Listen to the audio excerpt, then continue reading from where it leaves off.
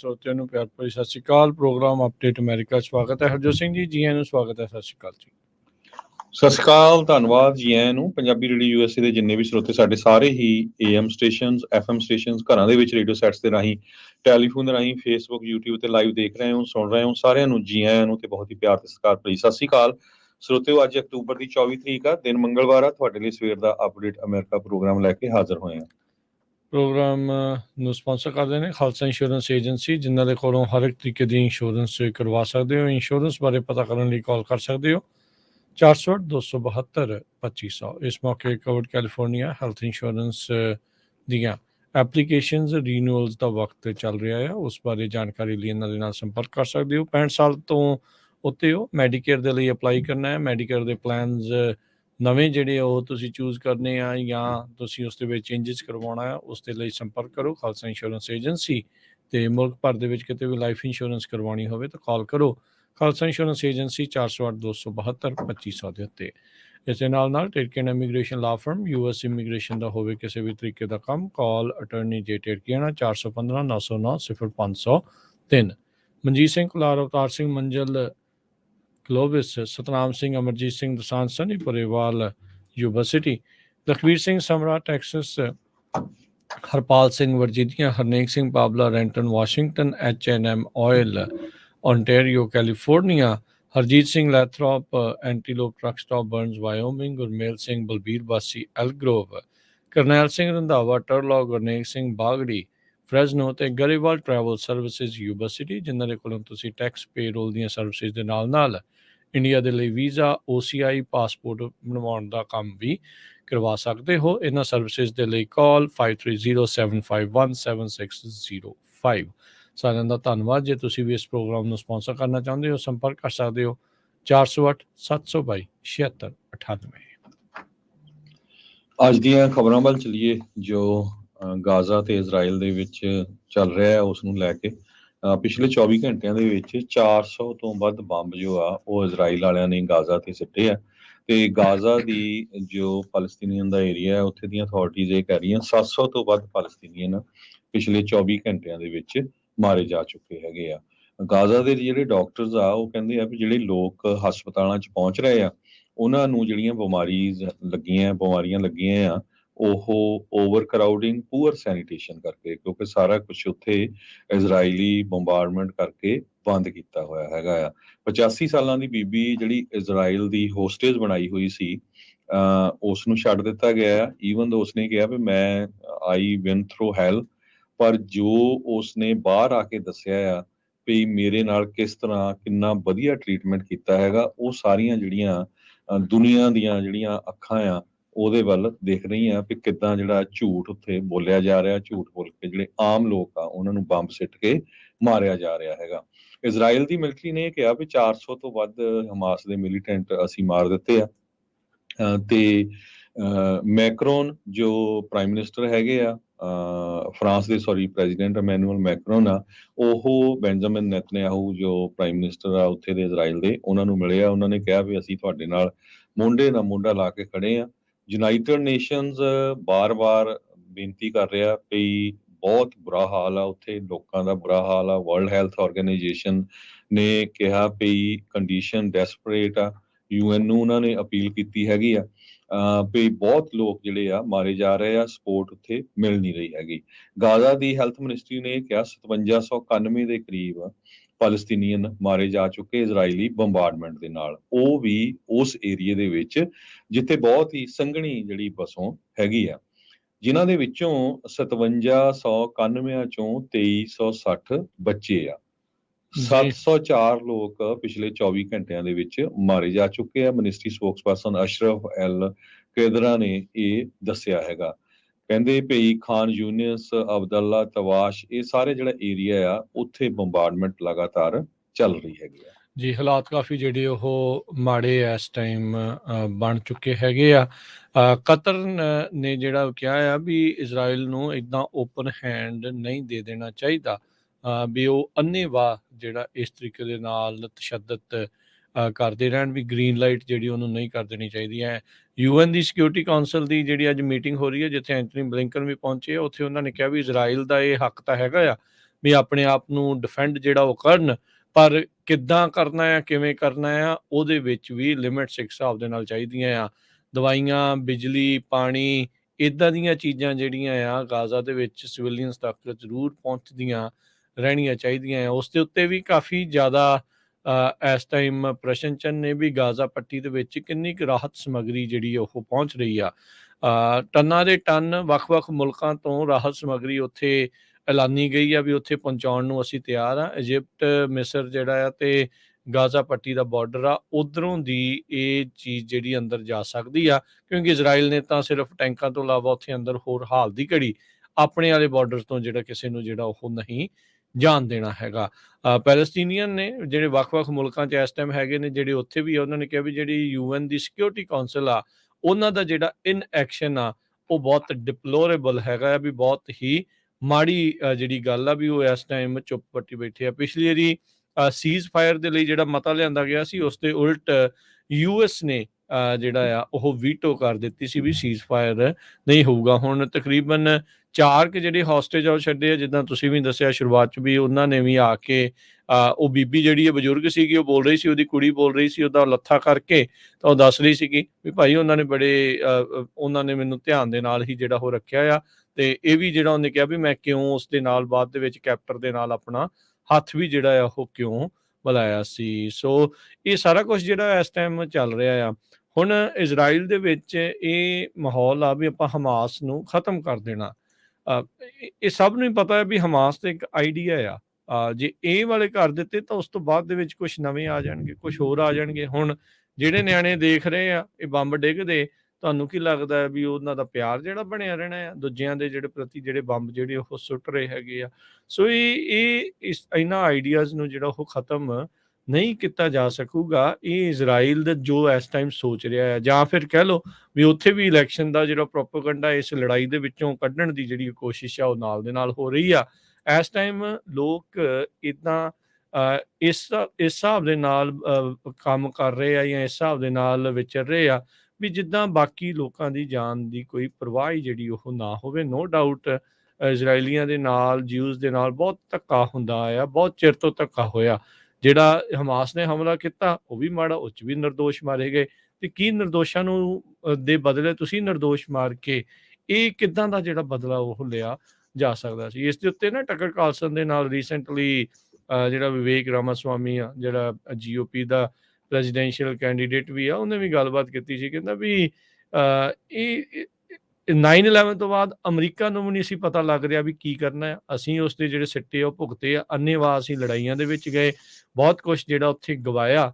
Main ਕੀ ਕਹਿੰਦੇ ਵੀ ਉਹਦਾ ਕਹਿਣਾ ਸੀਗਾ ਵੀ ਮੇਨ ਤਾਂ ਇਹ ਚਾਹੀਦਾ ਵੀ ਜਿਹੜੇ ਹਮਾਸ ਦੇ ਮੇਨ ਲੀਡਰ ਆ, ਜਿਹੜੇ ਰਿਸਪੋਂਸੀਬਲ ਸੀਗੇ ਇਸ ਹਮਲੇ ਦੇ ਲਈ, ਉਹਨਾਂ ਨੂੰ ਜਿਹੜਾ ਮਾਰੋ, ਕਿਸੇ ਨੇ ਕੁਛ ਨਹੀਂ ਕਹਿਣਾ। ਉਹ ਤੁਸੀਂ ਉੱਥੇ ਸਗੋਂ ਸਮਰਥਨ ਮਿਲੂਗਾ, ਆਮ ਲੋਕਾਂ ਨੂੰ ਮਾਰ ਕੇ ਸਗੋਂ ਤੁਸੀਂ ਇਸ ਦੇ ਵਿੱਚ ਕਿਤੇ ਨਾ ਕਿਤੇ ਦੁਨੀਆ ਤੋਂ ਵੀ ਜਿਹੜੀ ਤੋਏ ਖੱਟ ਰਹੇ ਹੈਗੇ ਆ। ਸੋ ਇਹ ਹੁਣ ਦੇਖੋ ਅੱਗੇ ਕੀ ਬਣਦਾ। 24 ਘੰਟਿਆਂ 'ਚ 700 ਹੋਰ ਜਾਣਿਆਂ ਦਾ ਮਾਰੇ ਜਾਣਾ। ਉੱਥੋਂ ਦੀ ਜਿਹੜੀ ਹੈਲਥ ਆ, ਉਹਨਾਂ ਨੇ ਕਹਿ ਦਿੱਤਾ ਵੀ ਸਾਡੇ ਤਾਂ ਸਹੂਲਤਾਂ, ਸਿਹਤ ਸਹੂਲਤਾਂ ਟੋਟਲੀ ਜਿਹੜੀਆਂ ਇਸ ਟਾਈਮ ਫੇਲ ਜਿਹੜੀਆਂ ਹੋ ਚੁੱਕੀਆਂ ਆ। ਵੈਸਟਰਨ ਕੋਲੀਸ਼ਨ ਦੇ ਵਾਂਗੂ ਜਿਹੜਾ ਪ੍ਰੈਜ਼ੀਡੈਂਟ ਮੈਕਰੋਨ ਨੇ ਕਿਹਾ ਵੀ ਜਿੱਦਾਂ ਵੈਸਟਰਨ ਕੋਲੀਸ਼ਨ ਆਈਸਿਲ ਨੂੰ ਫਾਈਟ ਕੀਤਾ ਸੀਗਾ, ਵੀ ਆਪਾਂ ਹਮਾਸ ਦੇ ਵੱਲ ਨੂੰ ਜਿਹੜਾ ਹੋ ਜਾਵਾਂਗੇ।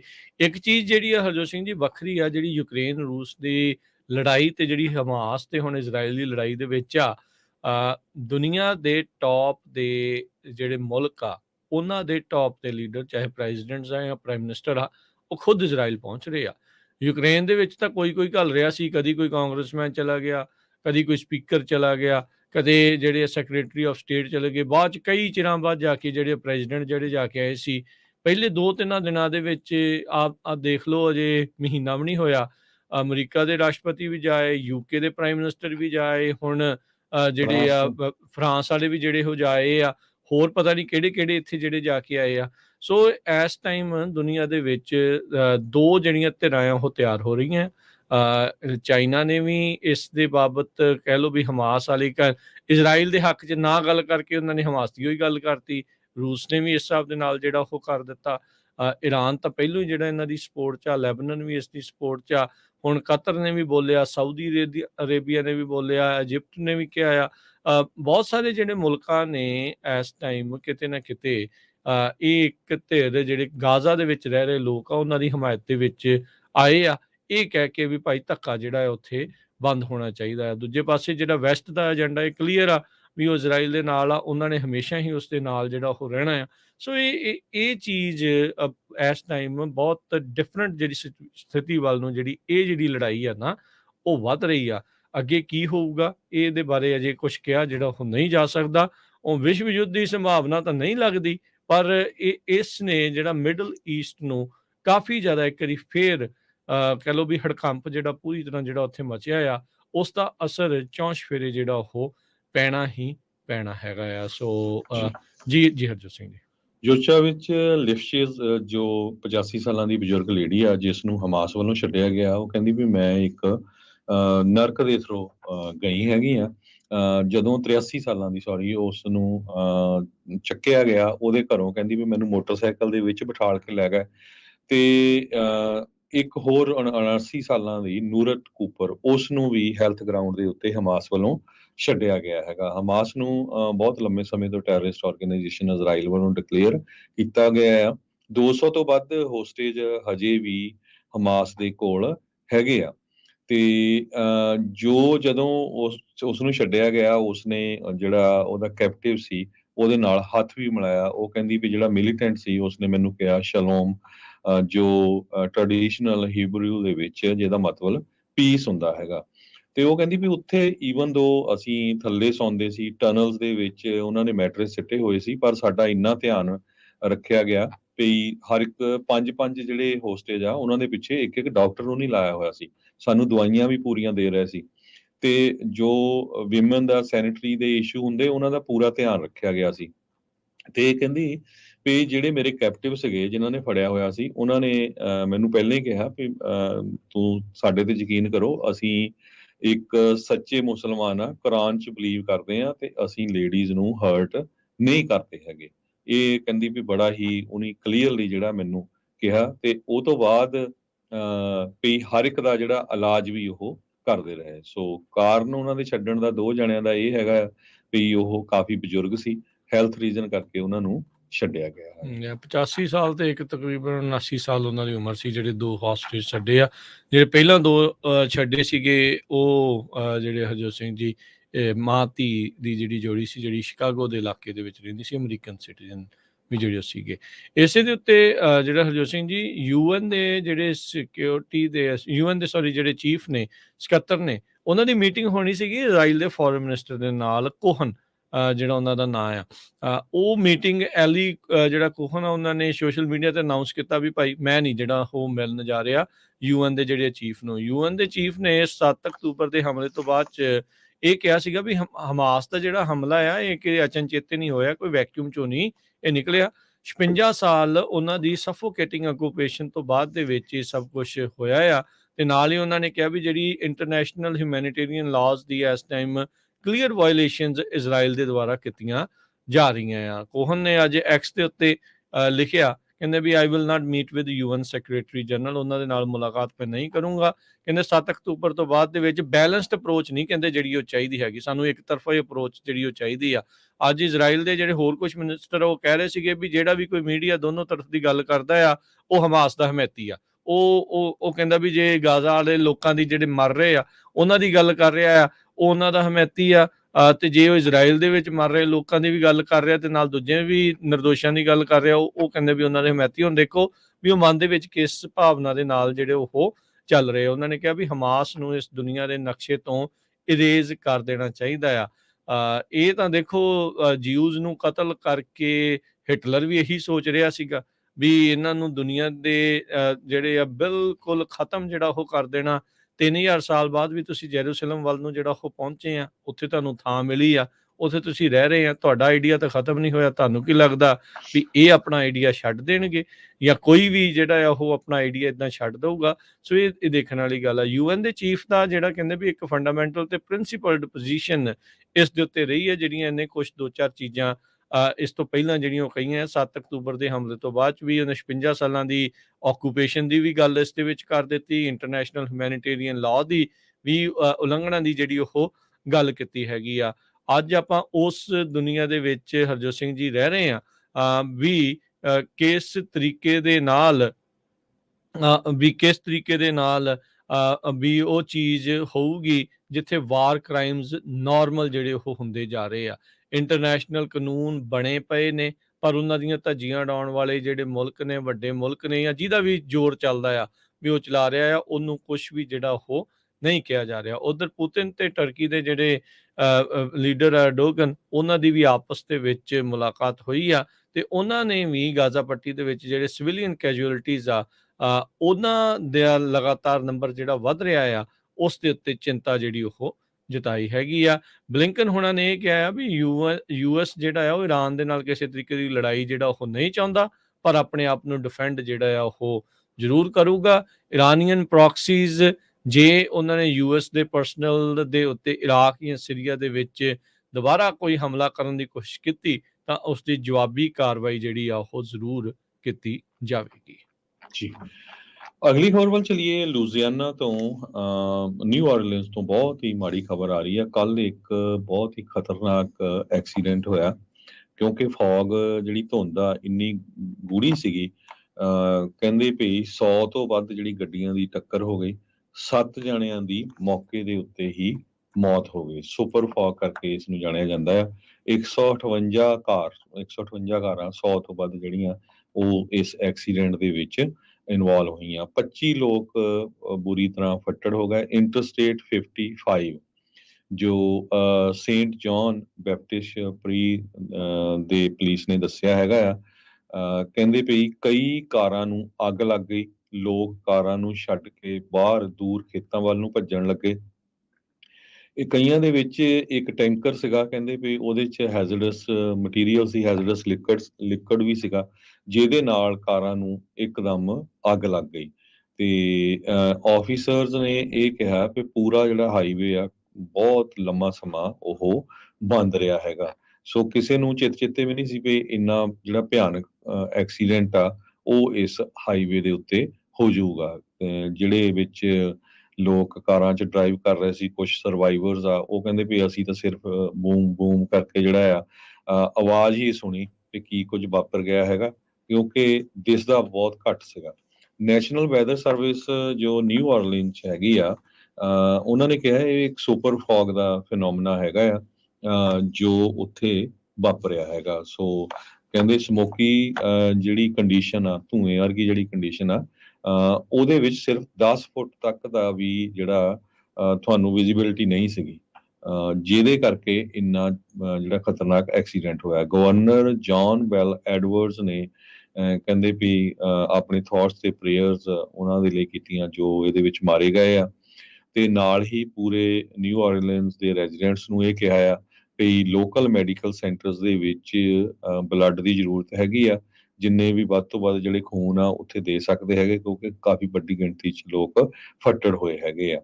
ਲੂਜ਼ੀਆਨਾ ਦੇ ਵਿੱਚ ਅੱਗਾਂ ਵੀ ਲੱਗਦੀਆਂ ਰਹਿੰਦੀਆਂ, ਹੀਟ ਵੇਵ ਵੀ ਆਉਂਦੀ ਰਹਿੰਦੀ ਆ, ਡਰਾਊਟ ਵੀ ਬਹੁਤ ਰਹਿੰਦਾ ਆ ਪਿਛਲੇ ਸਮੇਂ 'ਚ ਆਪਾਂ ਦੇਖਿਆ, ਤੇ ਹੁਣ ਉੱਥੇ ਫੌਗ ਕਰਕੇ ਜਿਹੜੀ ਇਦਾਂ ਦੀ ਸਿਚੁਏਸ਼ਨ ਬਣੀ ਹੈਗੀ। ਜੀ, ਅਗਲੀ ਜਿਹੜੀ ਹਰਜੋਤ ਸਿੰਘ ਦੀ ਗੱਲ ਕਰਦੇ ਜਾਈਏ, ਮਿਡਲ ਈਸਟ ਤੋਂ ਹੀ ਅਗਲੀ ਇਹ ਖਬਰ ਹੈ। ਯੂਐਸ ਨੇ ਆਪਣਾ ਇੱਕ ਹੋਰ ਜਿਹੜਾ ਲੜਾਕੂ ਬੇੜਾ ਆ ਉਸ ਨੂੰ ਮਿਡਲ ਈਸਟ ਵੱਲ ਨੂੰ ਘੱਲ ਦਿੱਤਾ ਆ। ਯੂਐਸ ਦੀਆਂ ਫੋਰਸਿਸ ਦੇ ਉੱਤੇ ਡਰੋਨ ਦੇ ਨਾਲ ਹਮਲੇ ਕਰਨ ਦੀ ਤੇ ਰਾਕਟਸ ਦੇ ਨਾਲ ਹਮਲੇ ਕਰਨ ਦੀ ਕੋਸ਼ਿਸ਼ ਹੋਈ ਸੀ ਯੂਐਸ ਦੇ ਬੇਸਿਸ ਦੇ ਉੱਤੇ ਸੀਰੀਆ ਤੇ ਇਰਾਕ ਦੇ ਇਲਾਕਿਆਂ ਦੇ ਵਿੱਚ।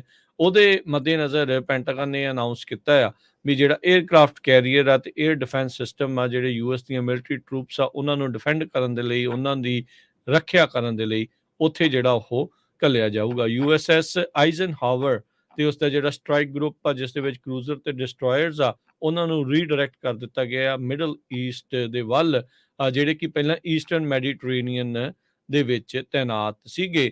ਤੇ ਇਹ ਉੱਥੇ USS ਦਾ ਜਿਹੜਾ ਫੋਰਡ ਸਟ੍ਰਾਈਕ ਗਰੁੱਪ ਆ ਉਹਨਾਂ ਨੂੰ ਕਹਿੰਦੇ ਸਪੋਜ਼ਿਡਲੀ ਜਿਹੜਾ ਜੁਆਇਨ ਕਰਨਗੇ। ਕਹਿੰਦੇ ਈਰਾਨ ਤੇ ਹਜ਼ਬੁੱਲਾ ਨੂੰ ਇੱਕ ਹਿਸਾਬ ਦੇ ਨਾਲ ਡਿਟਰੈਂਟ ਦੇ ਤੌਰ ਦੇ ਉੱਤੇ ਵੀ ਜਿਹੜਾ ਆ ਇਹ ਬੇੜੇ ਆ ਉਹ ਉੱਥੇ ਘੱਲੇ ਗਏ ਆ।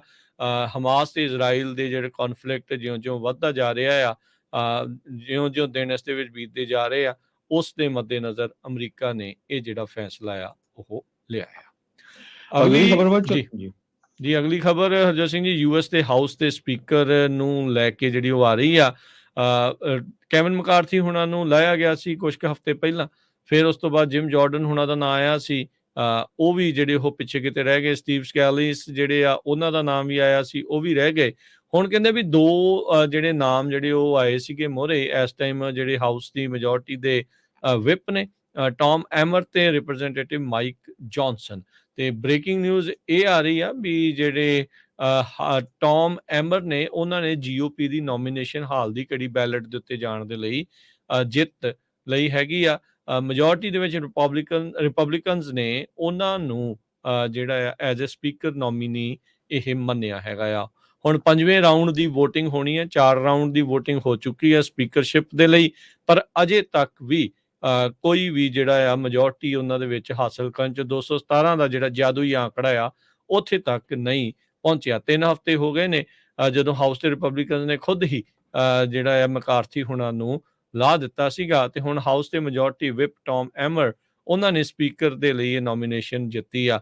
ਕਹਿੰਦੇ ਵੀ ਸੀਕ੍ਰੇਟ ਬੈਲਟ ਹੋਇਆ ਸੀ ਟਿਊਜ਼ਡੇ ਨੂੰ, ਅੱਜ ਹੋਇਆ ਸੀ ਰਿਪਬਲਿਕਨਸ ਦਾ ਅੰਦਰੂਨੀ, ਜਿਹਦੇ ਵਿੱਚ ਟੌਮ ਐਮਰ ਉਹ ਮੋਹਰੇ ਜਿਹੜੇ ਉਹ ਰਹੇ ਨੇ। ਸੋ ਜਿਹੜੇ 4 ਰਾਊਂਡ ਜਿਹੜੇ ਹੋਏ ਸੀਗੇ ਇਹਨਾਂ ਦੇ ਵਿੱਚ ਟੌਮ ਐਮਰ ਤੇ ਮਾਈਕ ਜੌਨਸਨ ਆਮੋ ਸਾਹਮਣੇ ਸੀਗੇ। ਕੈਓਟਿਕ ਚੱਲ ਰਿਹਾ ਹੈ ਇਸ ਟਾਈਮ ਕਾਫੀ ਜਿਹੜੇ ਹਾਲਾਤ ਬੈਟਲ ਜਿਹੜੇ ਆ ਇਸ ਦੇ ਲਈ ਸਪੀਕਰ ਦੇ ਜਿਹੜੇ ਗੈਵਲ ਦੇ ਲਈ, ਤੇ ਇਸ ਦੇ ਲਈ ਇੱਕ ਵਾਰੀ ਹਾਊਸ ਦੇ ਮੈਜੋਰਟੀ ਲੀਡਰ ਸਟੀਵ ਸਕੈਲਿਸ ਵੀ, ਕੱਲ ਤੱਕ 9 ਜਣੇ ਸੀਗੇ ਇਸ ਮੈਦਾਨ ਦੇ ਵਿੱਚ ਰਿਪਬਲਿਕਨ ਪਾਰਟੀ ਵੱਲੋਂ ਰਿਪਬਲਿਕਨ ਪਾਰਟੀ ਦੀ ਨੋਮੀਨੇਸ਼ਨ ਹਾਸਲ ਕਰਨ ਦੇ ਲਈ, ਪਰ ਹੁਣ ਜਿਹੜੇ ਇਸ ਟਾਈਮ ਐਮਰ ਜਿਹੜੇ ਆ ਉਹਨਾਂ ਨੇ ਸਪੀਕਰ ਦੀ ਨੋਮੀਨੇਸ਼ਨ ਜਿੱਤੀ ਹੈਗੀ ਆ। ਸੋ ਲੈਟਸ ਸੀ ਕੀ ਜਿਹੜਾ ਆ ਹਰਜੋਤ ਸਿੰਘ ਜੀ ਅੱਗੇ ਬਣਦਾ ਹੈਗਾ ਆ। ਉਧਰ ਡੈਮੋਕ੍ਰੇਟ ਪਾਰਟੀ ਨੇ ਸ਼ਰੇਆਮ ਹੀ ਕਿਹਾ ਵੀ ਭਾਈ ਇਹਨਾਂ ਦੇ ਕਿਸੇ ਵੀ ਨੋਮੀਨੀ ਨੂੰ ਸਾਡਾ ਸਮਰਥਨ ਨਹੀਂ ਹੋਊਗਾ। ਉਹ ਜਿਹੜਾ ਉਹਨਾਂ ਦਾ ਆਪਣਾ ਬੰਦਾ ਹਕੀਮ ਜੈਫਰੀਜ਼ ਆ ਉਸ ਨੂੰ ਹਰ ਵਾਰੀ ਵੋਟ ਜਿਹੜੇ ਉਹ ਪਾ ਰਹੇ ਆ। ਟੌਮ ਜਿਹੜੇ ਐਮਰ ਆ ਉਹ ਵੀ ਮਹਿਜ 4 ਰਿਪਬਲਿਕਨਸ ਦਾ ਸਮਰਥਨ ਗਵਾਉਣ ਦੇ ਬਾਵਜੂਦ ਜਿੱਤ ਸਕਦੇ ਆ। ਜੇ 5ਵਾਂ ਉਹਨਾਂ ਦੇ ਉਲਟ ਵੀ ਪਾ ਜਾਂਦਾ ਆ ਤਾਂ ਇਹਨਾਂ ਦੇ ਸਪੀਕਰ ਦਾ ਅਹੁਦਾ ਜਿਹੜਾ ਆ ਉਹ ਰਹਿ ਜਾਊਗਾ, ਜੋ ਕਿ ਆਪਾਂ ਪਹਿਲੀਆਂ ਜਿਹੜੀਆਂ ਵੋਟਿੰਗਸ ਦੇ ਵਿੱਚ ਦੇਖਿਆ ਜਦੋਂ ਜਿਮ ਜਾਰਡਨ ਨੇ 3 ਵਾਰੀ ਜਿਹੜੀ ਆ ਸਦਨ ਦੇ ਵਿੱਚ ਵੋਟ ਕਰਵਾਈ ਸੀ। ਪਹਿਲੀ ਵਾਰੀ 20 ਉਲਟ ਸੀ, ਦੂਜੀ ਵਾਰੀ 22 ਤੇ ਤੀਜੀ ਵਾਰੀ 25 ਜਾਣੇ ਜਿਹੜੇ ਆ ਉਹ ਉਲਟ ਉਹਨਾਂ ਦੇ ਵੋਟ ਪਾਈ ਸੀ। ਸੋ ਹੁਣ ਟੌਮ ਐਮਰ ਹੁਣਾਂ ਨੂੰ ਲੈ ਕੇ ਕਦੋਂ ਬੈਲਟ ਜਿਹੜਾ ਉਹ ਆਉਂਦਾ ਆ ਸਦਨ ਦੇ ਵਿੱਚ, ਇਹ ਹੁਣ ਦੇਖਣਾ ਹੋਊਗਾ ਤੇ ਕੀ ਇਵੈਂਚੁਅਲੀ 217 ਦਾ ਇਹ ਆਂਕੜੇ ਤੱਕ ਪਹੁੰਚ ਸਕਦੇ ਆ ਜਾਂ ਨਹੀਂ। ਯੂਐਸ ਦਾ ਹਾਊਸ ਪਿਛਲੇ 3 ਹਫ਼ਤਿਆਂ ਤੋਂ ਲੀਡਰਲੈਸ ਹੈਗਾ ਆ, ਜਿਹਦੇ ਕਰਕੇ ਕਾਂਗਰਸ ਪੂਰੀ ਤਰ੍ਹਾਂ ਪੈਰਾਲਾਈਜ਼ ਆ। ਨਵੰਬਰ 17 ਡੈਡਲਾਈਨ ਆ ਗਵਰਨਮੈਂਟ ਸ਼ਟਡਾਊਨ ਦੀ। ਜੇ ਕਾਂਗਰਸ ਨਹੀਂ ਸਿਲੈਕਟ ਕਰ ਸਕਦੀ ਹੈਗੀ ਇਸ ਸਪੀਕਰ ਨੂੰ, ਫਿਰ ਇਹ ਇੱਕ ਬਹੁਤ ਵੱਡੀ ਪ੍ਰੋਬਲਮ ਹੋਊਗੀ। ਪ੍ਰੈਜ਼ੀਡੈਂਟ ਜੋ ਬਾਈਡਨ ਉਹਨਾਂ ਨੇ ਐਮਰਜੈਂਸੀ ਸਿਕਿਉਰਿਟੀ ਅਸਿਸਟੈਂਸ ਇਜ਼ਰਾਈਲ ਤੇ ਯੂਕਰੇਨ ਦੇ ਲਈ ਵੀ ਕਾਲ ਕੀਤੀ ਹੋਈ ਹੈਗੀ ਆ। ਜਦੋਂ ਤੱਕ ਹਾਊਸ ਦਾ ਸਪੀਕਰ ਨਹੀਂ ਇਲੈਕਟ ਹੁੰਦਾ ਤਦ ਤੱਕ ਕੁਝ ਹੋ ਨਹੀਂ ਸਕਦਾ।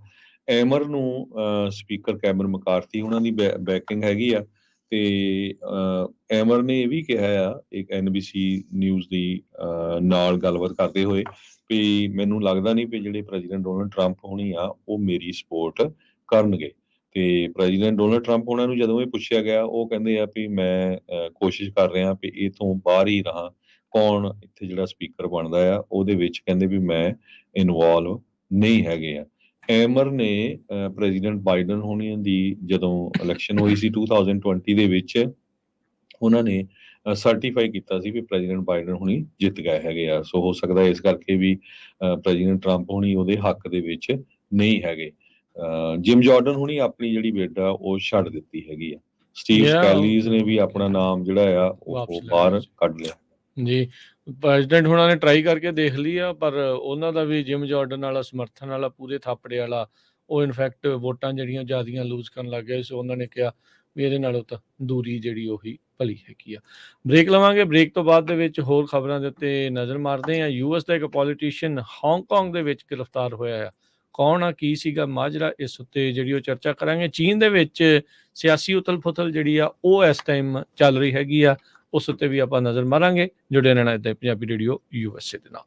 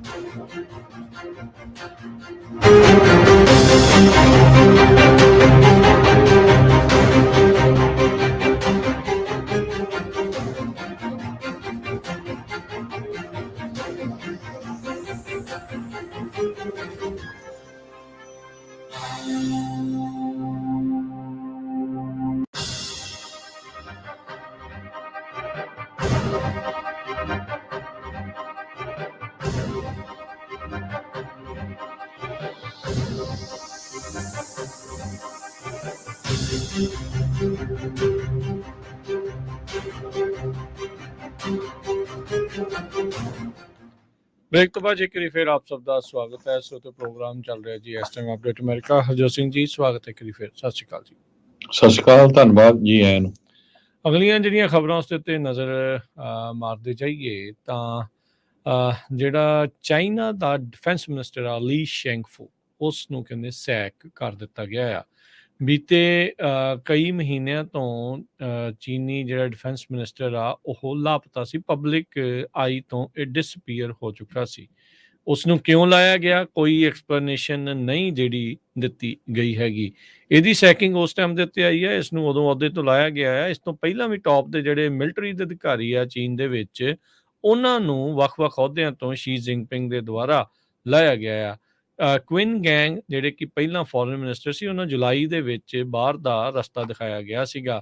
ਮਿਸਟਰ ਕੁਇਨ ਤੇ ਮਿਸਟਰ ਲੀ ਦੋਨਾਂ ਨੂੰ ਸਟੇਟ ਕੌਂਸਲ ਦੇ ਕੰਟਰੀ ਦੀ ਮਿਨਿਸਟਰੀ ਦੇ ਅਹੁਦਿਆਂ ਤੋਂ ਜਿਹੜਾ ਉਹ ਲਾ ਦਿੱਤਾ ਗਿਆ ਆ। Standing committee of national people Congress, ਉਹਨਾਂ ਨੇ ਇਹਨਾਂ ਦੋਨਾਂ ਬੰਦਿਆਂ ਦੇ ਰਿਮੂਵਲ ਨੂੰ ਉੱਤੇ ਮੋਹਰ ਜਿਹੜੀ ਉਹ ਲਾ ਦਿੱਤੀ ਆ। ਉੱਥੇ ਦਾ ਜਿਹੜਾ CCTV ਜਿਹੜਾ ਰਿਪੋਰਟ ਆ ਉਹ ਕਰ ਰਿਹਾ ਆ, ਜਿਹੜਾ ਉਹਨਾਂ ਦਾ ਸਟੇਟ ਮੀਡੀਆ ਆ।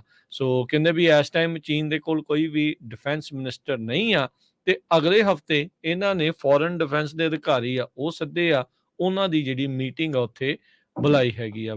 ਰਿਊਟਰਸ ਨੇ ਪਿਛਲੇ ਮਹੀਨੇ ਰਿਪੋਰਟ ਕੀਤਾ ਸੀਗਾ ਵੀ ਇਸ ਦੇ ਉੱਤੇ ਕਰਪਸ਼ਨ ਦੇ ਚਾਰजेस ਆ, ਜਿਸ ਦੇ ਵਿੱਚ ਕਿਹੜਾ ਇਕਵਿਪਮੈਂਟ ਪ੍ਰੋਕਿਉਰਮੈਂਟ ਤੇ ਡਿਵੈਲਪਮੈਂਟ ਦੇ ਮੁੱਦਿਆਂ ਦੇ ਵਿੱਚ ਕਹਿੰਦੇ ਵੀ ਸ਼ਾਇਦ ਇਹ ਪੈਸੇ ਉੱਥੇ ਖਾ ਗਿਆ ਹੈ, ਉੱਥੇ ਇਹਨੇ ਕਰਪਸ਼ਨ ਜਿਹੜੀ ਉਹ ਕੀਤੀ ਹੋ ਸਕਦੀ ਆ। ਅਖੀਰਲੀ ਵਾਰ 29 ਅਗਸਤ ਨੂੰ ਜਿਹੜਾ ਸ਼ੈਂਗਫੂ ਆ ਉਸ ਨੂੰ ਪਬਲਿਕ ਦੇ ਵਿੱਚ ਦੇਖਿਆ ਗਿਆ ਸੀਗਾ। ਉੱਦਾਂ ਜਿਹੜੇ ਪੋਸਟ ਦੇ ਉੱਤੇ ਇਹ ਸੀਗੇ, ਮਾਰਚ ਤੋਂ ਇਹਨਾਂ ਨੂੰ ਡਿਫੈਂਸ ਮਿਨਿਸਟਰ ਦਾ ਅਹੁਦਾ ਮਿਲਿਆ ਹੋਇਆ ਸੀਗਾ। ਐਰੋਸਪੇਸ ਇੰਜੀਨੀਅਰ ਦੇ ਤੌਰ ਦੇ ਉੱਤੇ ਇਸ ਨੇ ਆਪਣਾ ਕਰੀਅਰ ਕਹਿੰਦੇ ਸ਼ੁਰੂ ਕੀਤਾ ਸੀਗਾ ਉੱਥੇ ਦੇ ਸੈਟੇਲਾਈਟ ਤੇ ਰਾਕਟ ਲਾਂਚ ਸੈਂਟਰ ਦੇ ਵਿੱਚ, ਤੇ ਇਵੈਂਚੁਅਲੀ ਹੌਲੀ-ਹੌਲੀ ਆਪਣੇ ਇਸ ਅਹੁਦੇ ਤੱਕ ਜਿਹੜਾ ਉਹ ਪਹੁੰਚਿਆ ਹੈਗਾ ਆ। ਇਹ ਉਹੀ ਆ ਜਿਹਦੇ ਤੇ ਸੈਂਕਸ਼ਨਸ ਵੀ ਲਾਈਆਂ ਗਈਆਂ ਸੀਗੀਆਂ। ਸਿੰਗਾਪੁਰ ਦੇ ਵਿੱਚ ਇੱਕ ਡਿਫੈਂਸ ਸਮਿਟ ਹੋਈ ਸੀ, ਜਿੱਥੇ ਇਹਨਾਂ ਨੇ US ਦੇ ਡਿਫੈਂਸ ਸੈਕਟਰੀ ਲਾਇਡ ਆਸਟਨ ਨੂੰ ਮਿਲਣ ਤੋਂ ਨਾ ਕਰ ਦਿੱਤੀ ਸੀ, ਤੇ ਹੁਣ ਇਸ ਦੇ ਕੋਲ ਆਪ ਵੀ ਅਹੁਦਾ ਨਹੀਂ ਰਿਹਾ ਜੀ। ਅਗਲੀ ਖਬਰ ਵੱਲ ਚਲੀਏ। ਕਹਿੰਦੇ ਪਈ ਦੁਨੀਆ ਦੇ ਵਿੱਚ ਹੁਣ ਦੂਜਾ ਬੰਦਾ ਹੋ ਗਿਆ ਆ ਜਿਸ ਨੂੰ ਸੂਰ ਦਾ ਜਿਹੜਾ ਦਿਲ ਆ ਉਹ ਟ੍ਰਾਂਸਪਲਾਂਟ ਕੀਤਾ ਗਿਆ ਹੈਗਾ। 58 ਸਾਲਾਂ ਦਾ ਇਹ ਪੇਸ਼ੈਂਟ, ਜਿਸ ਦਾ 1 ਮਹੀਨਾ ਪਹਿਲਾਂ ਯੂਨੀਵਰਸਿਟੀ ਆਫ ਮੈਰੀਲੈਂਡ ਦੇ ਜੋ ਹਸਪੀਟਲ ਦੇ ਵਿੱਚ ਸਕਸੈਸਫੁਲੀ ਟ੍ਰਾਂਸਪਲਾਂਟ ਕੀਤਾ ਗਿਆ ਸੀ ਪਿਗ ਟੂ ਹਿਊਮਨ ਹਾਰਟ। ਇਸ ਤੋਂ ਪਹਿਲਾਂ ਇੱਕ ਹੋਰ ਵੀ ਹੋਇਆ ਸੀ, ਪਰ ਕਹਿੰਦੇ 1 ਮਹੀਨੇ ਤੋਂ ਲਗਾਤਾਰ ਉਸ ਨੂੰ ਵਾਚ ਕੀਤਾ ਜਾ ਰਿਹਾ ਤੇ ਉਹ ਬਿਲਕੁਲ ਇੰਪਰੂਵ ਹੋ ਰਿਹਾ ਹੈਗਾ। ਤੇ ਡਾਕਟਰਸ ਇਹ ਕਹਿ ਰਹੇ ਆ ਕਿ ਜੇ ਇਹ ਬਿਲਕੁਲ ਸਕਸੈਸਫੁਲ ਹੋ ਗਿਆ ਤੇ ਇਹ ਬਹੁਤ ਸਾਰੇ ਜਿਹੜੇ ਲੋਕ ਆ ਜਿਨ੍ਹਾਂ ਦੀ ਹਾਰਟ ਟ੍ਰਾਂਸਪਲਾਂਟ ਹੋਣਾ ਹੁੰਦਾ, ਉਹਨਾਂ ਦੇ ਲਈ ਇੱਕ ਵਧੀਆ ਖਬਰ ਹੋਊਗੀ, ਕਿਉਂਕਿ ਸੂਰ ਦਾ ਜਿਹੜਾ ਹਾਰਟ ਆ ਉਹ ਫਿਰ ਇਹਨਾਂ ਦੇ ਕਿ ਜਿਹਨੂੰ ਵੀ ਜ਼ਰੂਰਤ ਆ ਉਹਦੇ ਵਿੱਚ ਪਲੇਸ ਕੀਤਾ ਜਾ ਸਕਦਾ ਹੈਗਾ ਆ। ਕਾਰਡੀਅਕ ਡਾਕਟਰ ਹੈਗੇ ਆ ਜੋ ਚੀਫ ਡਾਕਟਰ ਮੁਹੰਮਦ ਮੋਹਿਦੀਨ, ਉਹਨਾਂ ਨੇ ਦੱਸਿਆ ਕਿ ਉਹਦਾ ਜਿਹੜਾ ਹਾਰਟ ਆ ਜਿਹੜੇ ਬੰਦੇ ਦੇ ਵਿੱਚ ਲਾਇਆ ਗਿਆ ਹੈ, ਲਾਰੈਂਸ ਪੋਸੇਟ ਨਾਮ ਦਾ ਬੰਦਾ ਆ, ਬੜਾ ਵਧੀਆ ਜਿਹੜਾ ਆ ਪਿਛਲੇ 1 ਮਹੀਨੇ ਤੋਂ ਕੰਮ ਕਰ ਰਿਹਾ ਹੈਗਾ ਜੀ। US ਦੇ ਰਿਪਬਲਿਕਨ ਸੈਨੇਟਰ ਵਾਸ਼ਿੰਗਟਨ ਸਟੇਟ ਤੋਂ ਜਿਹੜੇ ਨੇ ਜੈਫ ਵਿਲਸਨ, ਉਹਨਾਂ ਨੂੰ ਹਾਂਗਕਾਂਗ ਇੰਟਰਨੈਸ਼ਨਲ 에ਅਰਪੋਰਟ ਦੇ ਉੱਤੇ ਉਤਰਦਿਆਂ ਹੀ ਗ੍ਰਿਫਤਾਰ ਕਰ ਲਿਆ ਗਿਆ ਸੀ। ਉਹਨਾਂ ਨੂੰ ਕੱਲ ਅਦਾਲਤ ਵਿੱਚ ਪੇਸ਼ ਕੀਤਾ ਗਿਆ। ਉਹਨਾਂ ਤੇ ਚਾਰਜਸ ਇਹ ਲਾਏ ਗਏ ਵੀ ਉਹ ਫਾਇਰ ਆਰਮ ਕੈਰੀ ਕਰ ਰਹੇ ਸੀ ਵਿਦਆਊਟ ਐਨੀ ਲਾਇਸੈਂਸ, ਤੇ ਹੁਣ ਉਹਨਾਂ ਨੂੰ ਉੱਦਾਂ ਬੇਲ ਦੇ ਉੱਤੇ ਰਿਲੀਜ਼ ਕਰ ਦਿੱਤਾ ਗਿਆ ਆ। ਜੈਫ ਵਿਲਸਨ ਉਹਨਾਂ ਨੇ ਕਿਹਾ ਵੀ ਇਹ ਮੇਰੀ ਇੱਕ ਓਨੈਸਟ ਮਿਸਟੇਕ ਸੀਗੀ, ਗਲਤੀ ਦੇ ਨਾਲ ਜਿਹੜਾ ਇਹ ਹੋਇਆ। ਸੈਨ ਫਰਾਂਸਿਸਕੋ ਤੋਂ ਇਹ ਫਲਾਈ ਕਰ ਰਹੇ ਸੀਗੇ, ਹਾਂਗਕਾਂਗ ਇੰਟਰਨੈਸ਼ਨਲ ਏਅਰਪੋਰਟ ਦੇ ਉੱਤੇ ਉਤਰੇ ਆ। ਪੋਰਟਲੈਂਡ ਦੀ ਸਿਕਿਉਰਿਟੀ, ਪਹਿਲੋਂ ਪੋਰਟਲੈਂਡ ਤੋਂ ਚੜੇ, ਫਿਰ ਅੱਗੇ ਸੈਨ ਫਰਾਂਸਿਸਕੋ ਤੋਂ ਜਿਹੜੀ ਆ ਉਹ ਅੱਗੇ ਫਲਾਈਟ ਉਹਨਾਂ ਦੀ ਜਾਣੀ ਸੀ। ਸੋ ਪੋਰਟਲੈਂਡ ਤੋਂ ਕਹਿੰਦੇ ਜਦੋਂ ਚੜੇ ਤਾਂ ਉਹਨਾਂ ਦੀ ਏਅਰਪੋਰਟ ਦੀ ਜਦੋਂ ਸਿਕਿਉਰਿਟੀ ਆ ਉੱਥੇ ਇਹ ਵੈਪਨ ਜਿਹੜਾ ਡਿਟੈਕਟ ਨਹੀਂ ਜਿਹੜਾ ਉਹ ਹੋਇਆ।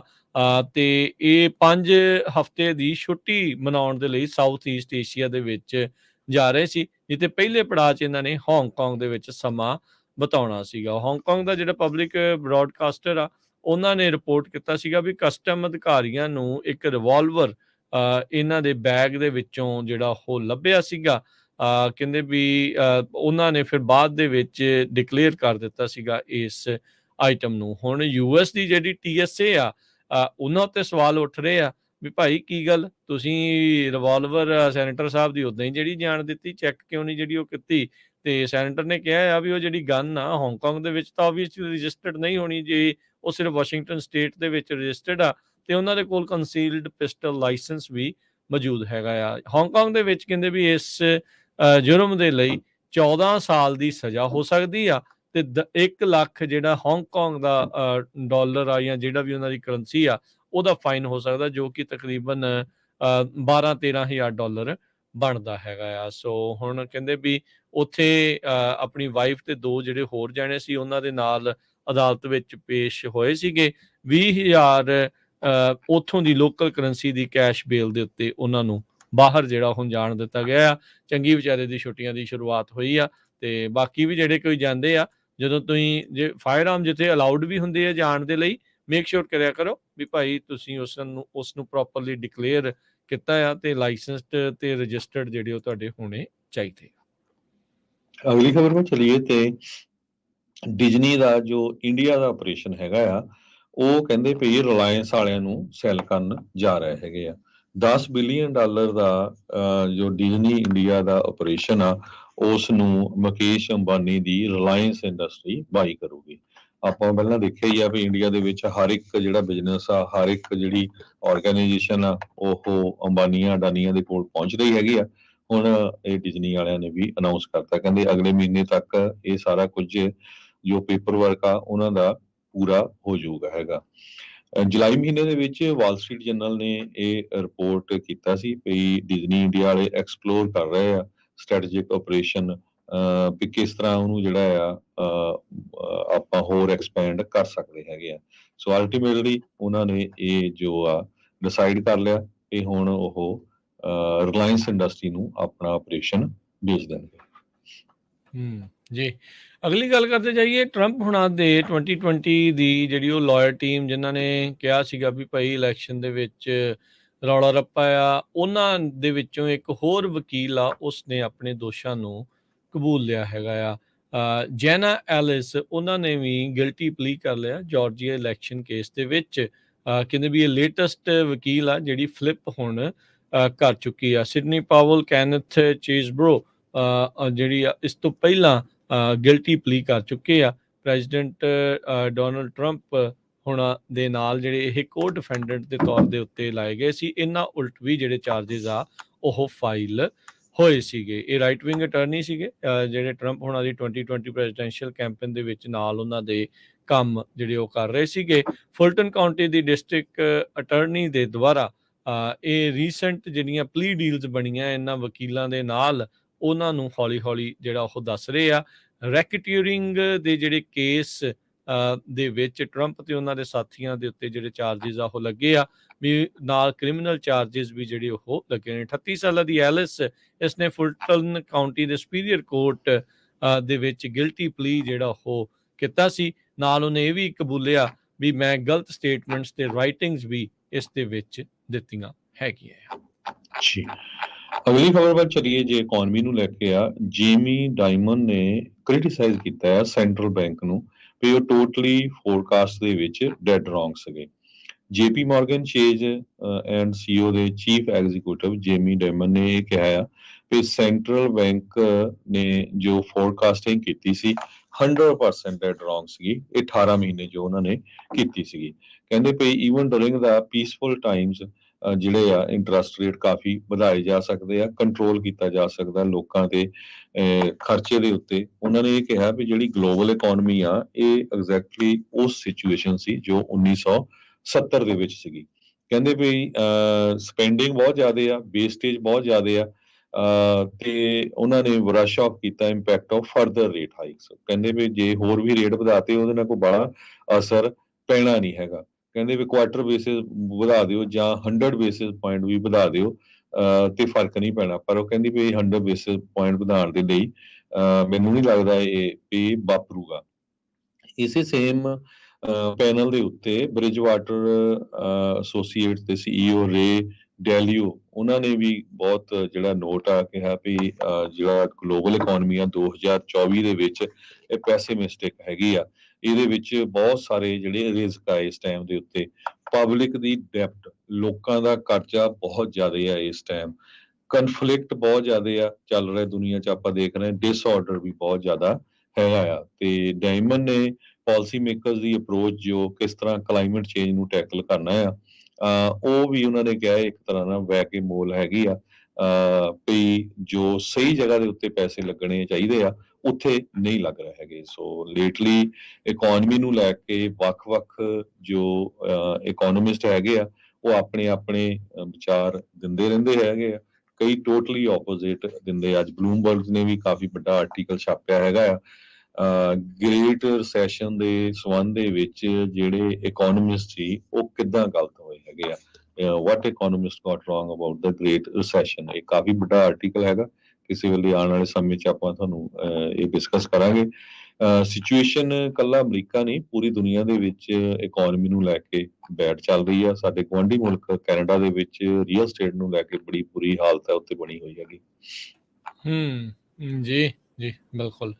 ਅਗਲੀ ਜਿਹੜੀ ਹਰਜੋਤ ਸਿੰਘ ਗੱਲ ਕਰਦੇ ਜਾਈਏ, ਕਾਰ ਵਰਕਰਸ ਜਿਹੜੇ ਆ ਉਹ ਲਗਾਤਾਰ ਸਟ੍ਰਾਈਕ ਦੇ ਉੱਤੇ ਚੱਲ ਰਹੇ ਹੈਗੇ ਆ। ਅੱਜ ਹੋਰ ਜਿਹੜੀ ਸਟ੍ਰਾਈਕ ਦੇ ਵਿੱਚ ਕਹਿੰਦੇ ਆ ਵੀ ਵਾਧਾ ਜਿਹੜਾ ਉਹ ਕੀਤਾ ਗਿਆ, ਐਕਸਪੈਂਡ ਹੋਈ ਇਹਨਾਂ ਦੀ ਇਹ strike.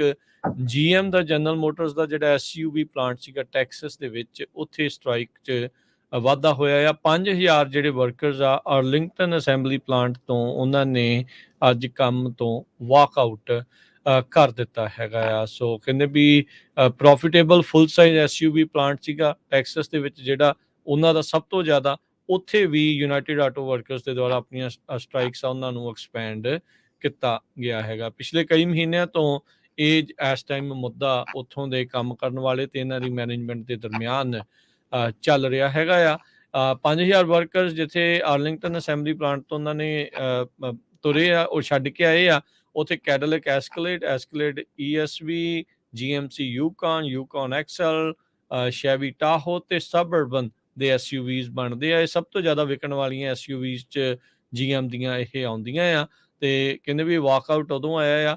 Third quarter earning results ਇਹਨਾਂ ਨੇ ਘੱਲੇ ਆ ਜਿਹੜੇ ਕਿ ਬੀਟਿੰਗ ਐਕਸਪੈਕਟੇਸ਼ਨ ਸੀਗੀਆਂ, ਯਾਨੀ ਕਿ ਚੰਗਾ ਖਾਸਾ ਮੁਨਾਫਾ ਹੋਇਆ ਸੀ GM ਨੂੰ। ਤੇ ਇਹਦੇ ਕਰਕੇ ਹੁਣ ਵਰਕਰਸ ਵੀ ਕਹਿ ਰਹੇ ਵੀ ਭਾਈ ਸਾਡਾ ਵੀ ਜਿਹੜਾ ਕਿਤੇ ਨਾ ਕਿਤੇ ਤੁਹਾਨੂੰ ਸੁਣਨ ਦੀ ਜਿਹੜੀ ਉਹ ਜ਼ਰੂਰਤ ਆ। ਸੋ ਉਸ ਤੋਂ ਬਾਅਦ ਦੇ ਵਿੱਚ ਇਸ ਸਟ੍ਰਾਈਕ ਨੂੰ ਹੋਰ ਐਕਸਪੈਂਡ ਕਰ ਦਿੱਤਾ ਗਿਆ ਆ। ਇਹ ਜਿਹੜਾ ਮੰਨਿਆ ਜਾ ਰਿਹਾ ਆਟੋ ਮੇਕਰ ਨੇ ਜਿਹੜਾ ਉਹ ਦੱਸਿਆ ਆ ਆਪਣੀ ਕੁਆਟਰਲੀ ਅਪਡੇਟ ਦੇ ਵਿੱਚ, ਹੁਣ ਤੱਕ $800 ਮਿਲੀਅਨ ਇਹਨਾਂ ਨੇ ਪ੍ਰੋਡਕਸ਼ਨ ਨਾ ਹੋਣ ਕਰਕੇ ਲੂਜ਼ ਕੀਤਾ ਆ। ਤੇ ਐਵਰੀ ਡੇ ਜਿਹੜਾ ਦੱਸਿਆ ਜਾ ਰਿਹਾ ਇੱਕ ਹਫ਼ਤੇ ਦਾ $200 ਮਿਲੀਅਨ ਜਨਰਲ ਮੋਟਰ ਨੂੰ ਘਾਟਾ ਪੈ ਰਿਹਾ ਆ। ਇਹ ਜਿਹੜੀਆਂ ਸਟ੍ਰਾਈਕਸ ਆ ਲਗਾਤਾਰ ਜਿਹੜੀਆਂ ਚੱਲ ਰਹੀਆਂ ਆ।